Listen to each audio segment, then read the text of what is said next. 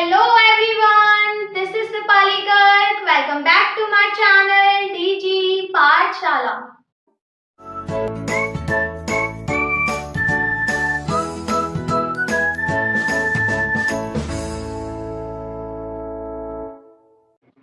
Guys, आज की video का टॉपिक है basic terms in nervous activity. तो गाइस, इस वीडियो में मैं आप लोगों को बताने वाली हूँ कि हमारी जो नर्वस एक्टिविटी होती है उसमें क्या क्या बेसिक टर्म्स यूज करे जाते हैं। तो चलिए स्टार्ट करते हैं। गाइस, कुछ चीजें ऐसी हैं जो हम सभी के साथ हुई हैं, जैसे फॉर एग्जांपल कि कोई गर्म ऑब्जेक्ट रखा हुआ है और एकदम से हम उसको टच कर ले, बाई चांस हमने गलती से उसको टच कर लिया, हमें नहीं पता वो गर्म है, तो हमारा हाथ एकदम से हट जाता है। हम सोचते नहीं है कि हाथ हमें हटाना है या नहीं हटाना, खुद ही हमारा हाथ वहां से हट जाता है। या फिर कोई शार्प ऑब्जेक्ट रखा हुआ है और गलती से हमने उसको टच कर लिया, तो एकदम से फिर से हमारा हाथ हट जाता है। हम सोचते नहीं है कि हटाना है या फिर नहीं हटाना। क्या आप लोगों ने कभी सोचा है कि ये चीजें क्यों होती है? बट मुझे पता है कि आपने नहीं सोचा होगा। क्यों? क्योंकि इतना सब कुछ कौन सोचता है। बट गाइस, ये जो सारी चीजें होती हैं, ये हमारे नर्वस सिस्टम की वजह से होती है। जैसे फॉर एग्जाम्पल बहुत ज्यादा गर्मी हो रही है तो हमारी जो बॉडी है वो स्वेटिंग करने लगती है, स्वेट आने लगता है। या फिर बहुत ज्यादा जब ठंड होती है तो हम शिवरिंग करने लगते हैं। तो ये सारी जो एक्टिविटी हो रही है ये किसकी वजह से होती है? ये सारी एक्टिविटीज को कौन करवाता है? वो हमारा नर्वस सिस्टम करवाता है। तो आज मैं आप लोगों को बताने वाली हूँ कि ये सारी चीजें कैसे होती हैं, क्या फ्लो रहता है कि हम ऐसे रिस्पॉन्स करते हैं। तो गाइस, जो हमारा जो नर्वस एक्टिविटी होती है उसमें 5 बेसिक टर्म्स आते हैं जो कि आप लोगों को पता होने चाहिए, जिसमें से जो फर्स्ट टर्म होता है दैट इज स्टिमुलस। स्टिमुलस का मतलब होता है कि जो हमारा एनवायरनमेंट है उसमें सडन चेंज आ जाना, चाहे वो एक्सटर्नल एनवायरनमेंट हो या फिर वो इंटरनल एनवायरनमेंट हो। एक्सटर्नल एनवायरनमेंट का मतलब हो गया क्लाइमेटिक चेंज आ जाना, सर्दी हो रही है, गर्मी हो रही है, तो उसके अगेंस्ट हमारी बॉडी अलग टाइप से क्या करती है, रिस्पॉन्स करती है। जैसे गर्मी होती है तो हम स्वेटिंग करने लगते हैं, सर्दी होती है तो हम शिवरिंग करने लगते हैं। तो ये रिस्पॉन्स हमारी बॉडी करती है। तो एक्सटर्नल एनवायरनमेंट हो गया कि सराउंडिंग हमारे एनवायरनमेंट में क्लाइमेट में चेंजेस आ जाना। और इंटरनल एनवायरनमेंट का मतलब हो गया हमारा बॉडी से रिलेटेड, मतलब हमारा बॉडी का टेम्परेचर चेंज हो जाए, या फिर ब्लड प्रेशर चेंज हो जाए, या फिर शुगर लेवल में चेंज आ जाए, जो ब्लड शुगर लेवल है उसमें चेंजेस आ जाए, तो उसके लिए भी हमारी बॉडी अलग टाइप से रिस्पॉन्स करती है। तो स्टिमुलस का मतलब क्या होता है? सडन चेंजेस आ जाना external as well as internal environment में, तो that is known as stimulus. याद रखिएगा।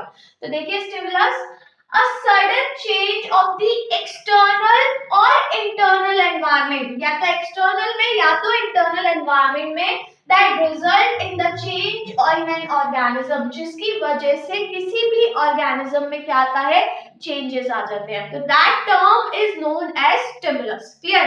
Then जो second term आता है that is response. Guys, response का मतलब क्या होता है? अभी मैंने आपसे बोला था कि हम इस टाइप से रेस्पॉन्स करते हैं, तो उसका मतलब क्या होता है कि जब भी चेंजेस आते हैं तो हर एक ऑर्गेनिज्म अलग तरीके से उसकी जो बॉडी होती है उसके अगेंस्ट, उस स्टिमुलस के अगेंस्ट क्या करता है, रेस्पॉन्स करता है। जो हमारा एक्शन होता है, जो हमारी बॉडी करती है उस स्टिमुलस के against, that is known as response. तो देखिए, response the change in an organism resulting due to stimulus. Stimulus की वजह से जो चेंज आता है ऑर्गेनिज्म में, हमारी बॉडी में जो चेंज आता है, that is known as response. Clear? The next term is impulse. Guys, impulse क्या होता है? जैसे कि मान के चलिए कि सराउंडिंग में चेंजेस आ रहे हैं, तो एक वेव क्रिएट होती है और उस वेव को कहा जाता है इम्पल्स। और वो वेव किसकी वजह से क्रिएट होती है?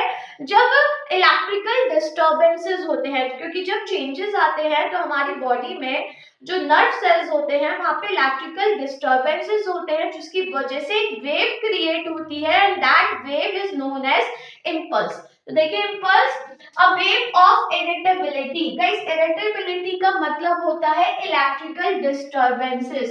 ये जो इलेक्ट्रिकल डिस्टर्बेंसेस होते हैं ये हमारे जो नर्व सेल्स होते हैं, जो न्यूरॉन्स होते हैं, उनमें आते हैं, जिसकी वजह से वेव क्रिएट होती है और उस वेव को कहते हैं इम्पल्स। क्लियर? देन जो नेक्स्ट टर्म है दैट रिसेप्टर्स।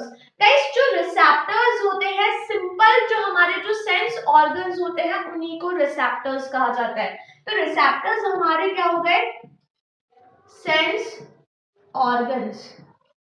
तो हमारे सेंस ऑर्गन्स में स्पेशल सेल्स प्रेजेंट होते हैं जो कि जब भी चेंजेस आते हैं एनवायरनमेंट में तो उसको रिसीव करते हैं। जैसे मान के चलिए मैंने किसी भी गर्म ऑब्जेक्ट को टच करा, ठीक है, मैंने अपनी एक फिंगर से, इस फिंगर से टच करा, तो क्या होगा, मेरी इस फिंगर में जहां से, जिस एरिया से मैं टच कर रही हूँ, तो वहां पे स्पेशल सेल्स प्रेजेंट है जो कि उस स्टिमुलस को क्या कर रहे हैं, रिसीव कर रहे हैं। तो वो जो सेल्स हैं जो स्टिमुलस को रिसीव कर रहे हैं, that is known as receptor. जो रिसीव कर रहे हैं, रिसेप्टर मतलब क्या हो गया, जो चीज रिसीव कर रहे हैं। Clear?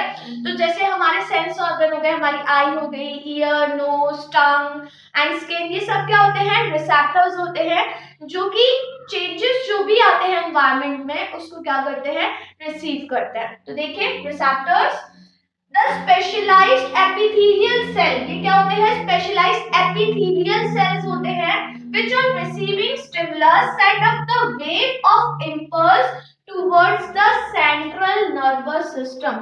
Guys central nervous system जो होता है इसको हम शॉर्ट में CNS भी लिख देते हैं। तो कहीं कहीं पे आपको CNS लिखा हुआ दिखेगा तो समझ जाइएगा CNS का मतलब क्या है, सेंट्रल नर्वस सिस्टम।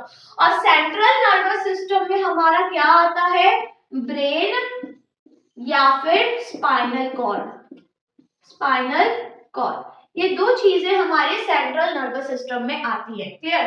तो देखिए रिसेप्टर्स क्या होते हैं, रिसेप्टर्स स्पेशलाइज्ड एपिथेलियल सेल्स होते हैं जो कि हमारे सेंस ऑर्गन्स में प्रेजेंट होते हैं। अब ये जो रिसेप्टर्स होते हैं, ये जो सेल्स होते हैं, ये स्टिमुलस को रिसीव करते हैं। जब भी कोई स्टिमुलस होता है तो उसको रिसीव करते हैं और वहां पे इंपल्स क्रिएट होता है। मतलब वहां पे जो सेल्स होते हैं, अब उन सेल्स के पास ऑब्वियसली नर्व सेल्स भी होंगे, तो नर्व सेल्स में वहां पे क्या क्रिएट होता है, इंपल्स क्रिएट होता है, वेव क्रिएट होती है। और वो जो इंपल्स होता है वो कहां पर जाता है, हमारे सेंट्रल नर्वस सिस्टम में जाता है। मतलब या तो हमारे ब्रेन में जाएगा या फिर हमारी स्पाइनल कॉर्ड में जाएगा। क्लियर?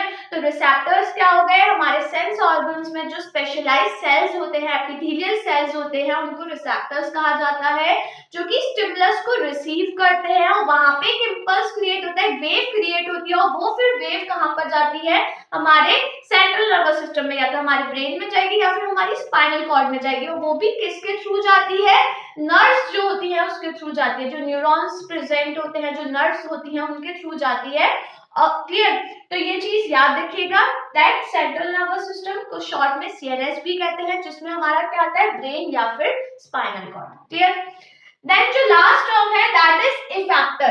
अब गाइस इफेक्टर क्या होते हैं, इफेक्टर हमारे या तो मसल्स हो सकती हैं या फिर हमारे जो ग्लैंड्स होते हैं वो हो सकता है। अब जैसे कि इंपल्स जो मैसेज है वो हमारे सेंट्रल नर्वस सिस्टम में चला गया, मतलब ब्रेन में गया या फिर स्पाइनल कॉर्ड में गया। अब क्या होगा, ब्रेन या फिर स्पाइनल कॉर्ड से मैसेज आता है और वो भी कहां पर आएगा, हमारे इफेक्टर्स पर आएगा, या तो हमारी मसल्स में आएगा या फिर हमारे ग्लैंड्स में आएगा। और फिर जैसे कि फॉर एग्जांपल, अब ये इसको मैं पूरे आपको एग्जांपल की हेल्प से समझाती हूँ। मान के चलिए ये हॉट ऑब्जेक्ट है। क्लियर? अब मैंने अपनी फिंगर से गलती से इस हॉट ऑब्जेक्ट को क्या करा, टच करा। अब जैसे मैंने इसको टच करा तो मैं अपनी फिंगर क्या कर लूंगी, हटा लूंगी। एकदम से मैंने अपनी फिंगर हटा ली विद इन अ सेकेंड। तो ये जो प्रोसेस है, ये जो पूरा फ्लो है, ये पूरा यही चीज चल रही है। अब क्या हुआ, ये हॉट ऑब्जेक्ट क्या हो गया, स्टिमुलस हो गया। मैंने टच करा तो मेरे इस पॉइंट पर यहाँ पे जो एपिथेलियल सेल्स प्रेजेंट है वहां पर एक वेव क्रिएट हुई, एक इंपल्स क्रिएट हुआ। जैसे मैंने इसको टच करा तो वो इंपल्स फटाफट से कहां पर गया, मेरे ब्रेन तक गया और मेरे ब्रेन से मैसेज आया इफेक्टर पर। इफेक्टर क्या हो गया, मेरी मसल्स हो गई। तो मसल्स पर मैसेज आया कि मसल्स क्या हो गई, फिर कॉन्ट्रैक्ट हो गई, जिसकी वजह से हाथ क्या हो गया, हट गया। तो ये जो पूरा फ्लो चलता है ये विद इन अ सेकेंड होता है। मतलब आप सोच सकते हो हमने टच करा तो हमारा हाथ हट जाता है, विद इन अ सेकेंड ये पूरा फ्लो चलता है। स्टिमुलस जब टच करा मैंने तो जो रिसेप्टर्स होते हैं वहां पे इंपल्स क्रिएट हुआ, वो इंपल्स नर्व्स के थ्रू हमारे ब्रेन में गया, हमारे ब्रेन से दोबारा मैसेज आया मेरे मसल्स में और मसल्स कॉन्ट्रैक्ट हो गई, और मसल्स जब कॉन्ट्रैक्ट हो गई तो ऑब्वियसली मेरा हाथ वहां से हट गया। तो ये पूरा फ्लो चलता है। क्लियर? तो देखिए इफेक्टर्स क्या होते हैं। इफेक्टर्स आर मसल्स और ग्लैंड्स, या तो मसल्स हो सकते हैं या फिर ग्लैंड्स हो सकते हैं, which are receiving impulse from brain और spinal cord. Brain and spinal cord हमारा क्या हो गया, CNS, central nervous system, contracts और सिक्रीट सब्सटेंस। जो मसल्स होती है वो तो कॉन्ट्रैक्ट करती हैं, और जो ग्लैंड्स होते हैं वो सिक्रीट करते हैं सब्सटेंसेस को। जैसे सब्सटेंसेस जैसे हार्मोन्स हो गए तो उनको क्या करते हैं, सिक्रीट करते हैं। क्लियर? तो ये पूरा फ्लो चलता है। तो सबसे पहले यहाँ पे क्या होता है, अगर हम इसको सीक्वेंस पे लगाएं तो सबसे पहले क्या होता है, स्टिमुलस होता है। सबसे पहले क्या होता है, स्टिमुलस, मतलब जो एक्सटर्नल एनवायरनमेंट है या फिर हमारा इंटरनल एनवायरनमेंट, जैसे मान के चलिए ब्लड शुगर लेवल कम हो गया या ब्लड प्रेशर चेंज हो गया, तो उस केस के लिए भी जो हमारी बॉडी होती है वो सेम वैसे ही रिस्पॉन्स करती है, अलग अलग टाइप से रिस्पॉन्स करती है। तो सबसे पहले क्या होता है, स्टिमुलस होता है। स्टिमुलस के बाद यहाँ पे जो हमारे रिसेप्टर्स होते हैं ये उस स्टिमुलस को क्या करते हैं, रिसीव करते हैं। तो फिर सेकेंड नंबर पे हमारे क्या आएंगे, रिसेप्टर्स, जो कि हमारे क्या होते हैं, सेंस ऑर्गन्स होते हैं। फिर रिसेप्टर्स में क्या क्रिएट होता है, इम्पल्स क्रिएट होता है, मतलब एक वेव क्रिएट होती है। फिर क्या होगा, जब इम्पल्स क्रिएट हुआ तो ये जो इम्पल्स होता है ये हमारे सेंट्रल नर्वस सिस्टम में जाता है, ब्रेन में या स्पाइनल कॉर्ड में। फिर सेंट्रल नर्वस सिस्टम में मैसेज आता है, कहां पर, हमारे इफेक्टर पर मैसेज आता है।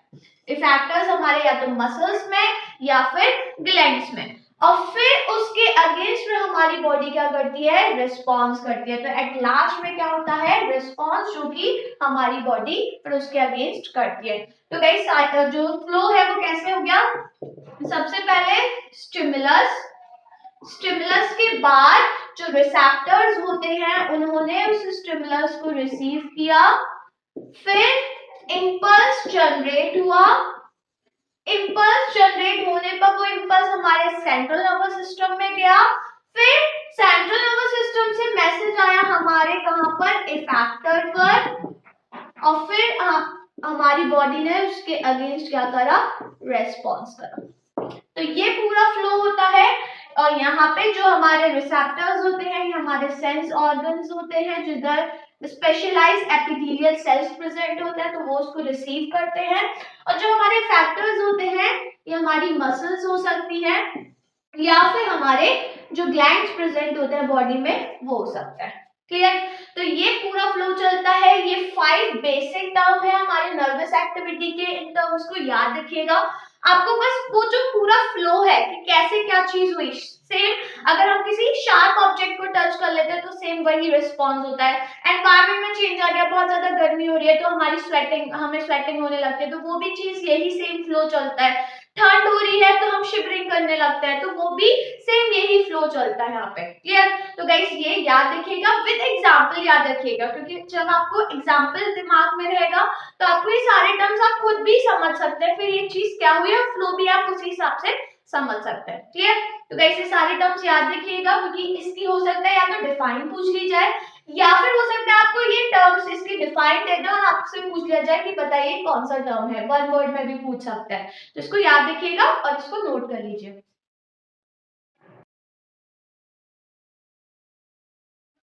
गाइस अगर आपको ये वीडियो पसंद आई हो तो वीडियो को लाइक करिए, अपने फ्रेंड्स के साथ शेयर करिए, और अगर आपने अभी तक मेरा चैनल सब्सक्राइब नहीं करा है तो फटाफट से चैनल को सब्सक्राइब करिए। तो अब मैं आपसे मिलती हूँ मेरी अपकमिंग वीडियो में एक नए टॉपिक के साथ, तब तक बने रहिए मेरे साथ, और हाँ मेरे साथ बायोकेमिस्ट्री पढ़ते रहो ना, and be safe from corona.